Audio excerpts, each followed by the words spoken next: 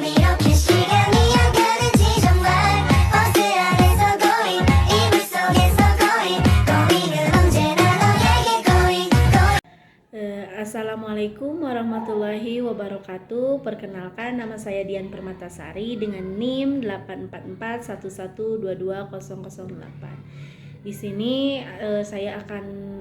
saya ditugaskan untuk membuat video tentang parenting. Dengan di sini saya kebetulan di sini dengan prodi Pendidikan Masyarakat.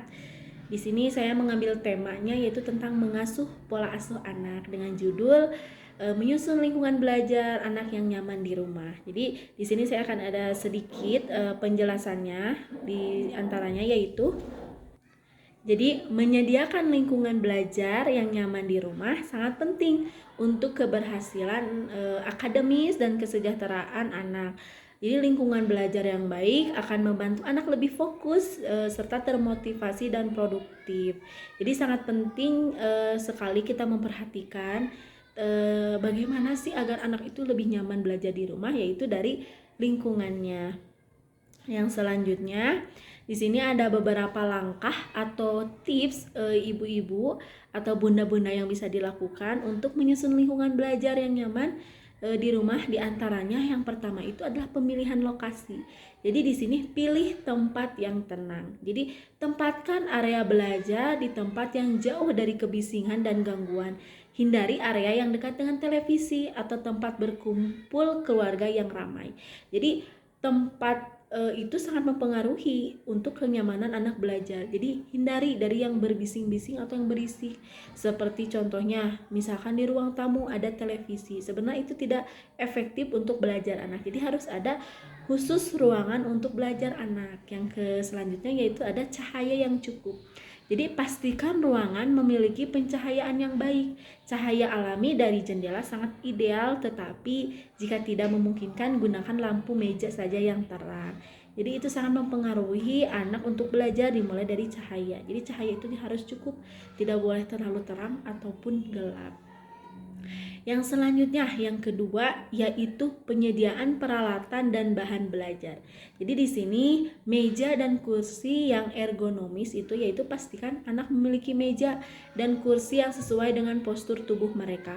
Itu untuk mencegah masalah kesehatan jangka panjang seperti sakit punggung, leher. Jadi ketika anak belajar memakai meja dan kursi itu anak akan lebih nyaman serta tidak akan merasakan sakit punggung ataupun leher.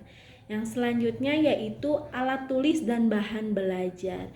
Jadi di sini sediakan alat tulis seperti buku, komputer, dan bahan belajar lainnya yang diperlukan dalam jangkauan. Jadi yang dibutuhkan anak nih apa? Jadi kita memfasilitasi anak untuk belajar.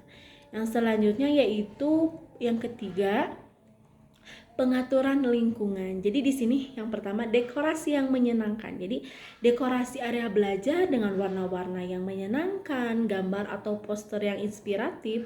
Hindari dekorasi yang terlalu ramai yang bisa mengalihkan perhatian. Jadi dekorasi pun harus yang misalkan dekorasinya dengan poster anak sedang belajar atau poster dengan misalkan matematika dengan penjumlahan, pengurangan, itu bisa dipakai bunda-bunda atau semuanya untuk menjadi dekorasi yang lebih inspiratif. Yang selanjutnya yaitu area yang tertata rapi. Jadi pastikan area belajar selalu rapi dan teratur.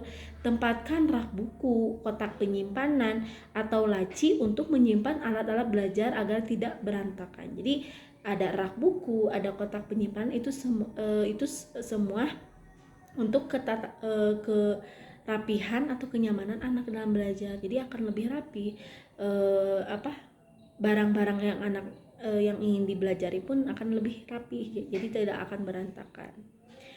Yang selanjutnya yaitu yang keempat, membuat jadwal belajar. Yang pertama, rutinitas yang konsisten. Buat jadwal harian atau mingguan untuk waktu belajar.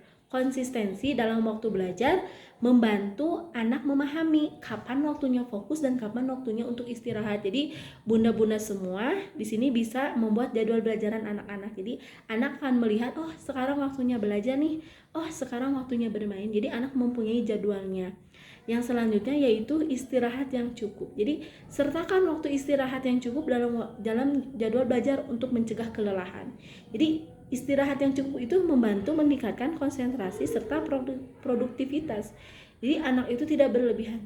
Contohnya, misalkan anak itu selalu belajar dari pagi sampai malam, itu sebenarnya tidak baik. Yang baik itu adalah ketika waktunya sekolah pulang, anak itu harus istirahat dulu. Jadi ada waktu di mana anak harus istirahat, ada waktu di mana anak untuk belajar.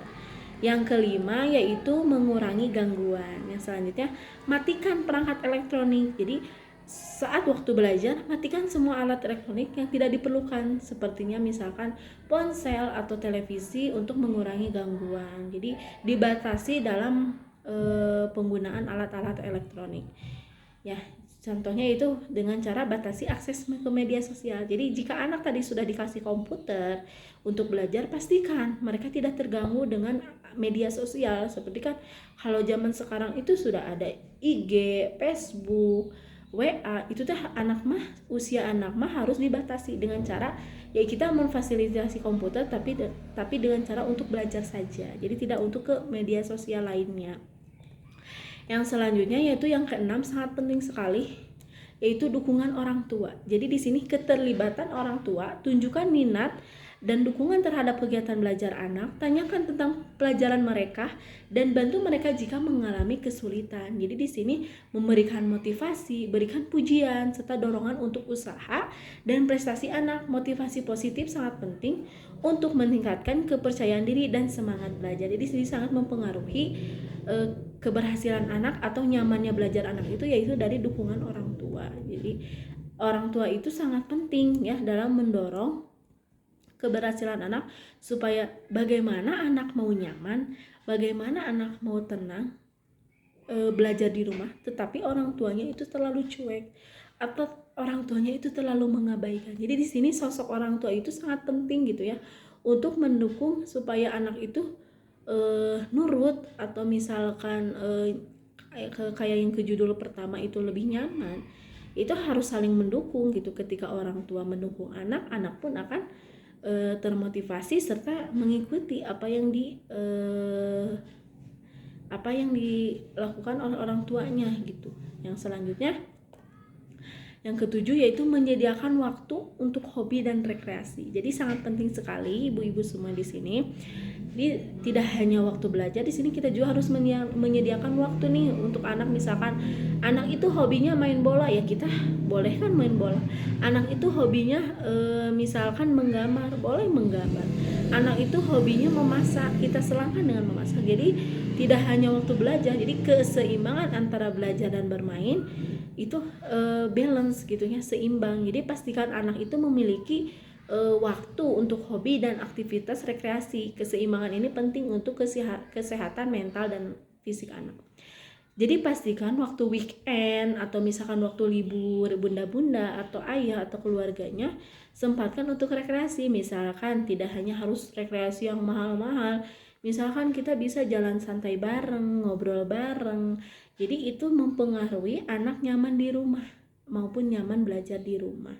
Jadi aktivitas fisik itu pun dorong anak untuk berolahraga atau bermain di luar ruangan. Aktivitas fisik membantu meningkatkan konsentrasi dan mengurangi stres. Jadi misalkan setiap minggu kita jalan-jalan yuk, kita olahraga yuk, itu tuh sangat mempengaruhi fisik anak gitu ya.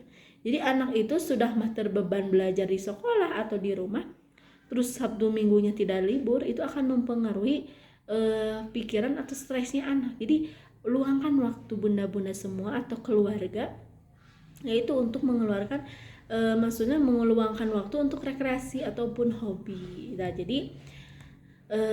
jadi yang itu yang bisa saya sharingkan atau sampaikan. Jadi di sini kesimpulannya, menciptakan lingkungan belajar yang nyaman di rumah adalah investasi penting dalam pendidikan serta perkembangan anak. Jadi dengan memperhatikan pemilihan lokasi, penyediaan peralatan yang tepat, pengaturan lingkungan, pembuatan jadwal yang konsisten, mengurangi gangguan, serta memberikan dukungan dan motivasi, orang tua dapat membantu anak mencapai potensi yang maksimal mereka dalam belajar. Jadi lingkungan yang baik tidak hanya mendukung keberhasilan akademis, tapi juga kesejahteraan emosional dan sosial anak gitu. Jadi itulah beberapa tips atau langkah yang bisa dilakukan bunda-bunda semuanya, bisa dilakukan nanti atau dipraktikkan nih untuk ke anak-anaknya. Dalam pembuatan materi ini kebetulan saya ada beberapa sumber materi atau dari para ahli. Di sini sangat banyak sekali, ada 1 sampai 15. Jadi ada para ahli kalau boleh dilihat nih di sini. Yang salah satunya adalah dari Smith, yaitu di sini beberapa ada Smith, Jensen, Brown, Thompson. Ini ada beberapa para ahli dan saya mengambil materinya dari sini. Jadi di sini boleh nanti kita dilihat di layar, nanti ada sumber materi dari para ahli. Jadi sekian, mohon maaf dalam penyampaian materi mungkin atau dalam pembuatan video ini ada kesalahan atau menyinggung pihak-pihak yang lain atau yang lain, mohon maaf. Jadi semoga dalam pembuatan video ini bisa membantu bunda-bunda atau semuanya bagaimana lingkungan nyaman belajar di rumah. Di sekian yang dapat saya sampaikan, mohon maaf sekali lagi bila ada kesalahan. Wassalamualaikum warahmatullahi wabarakatuh.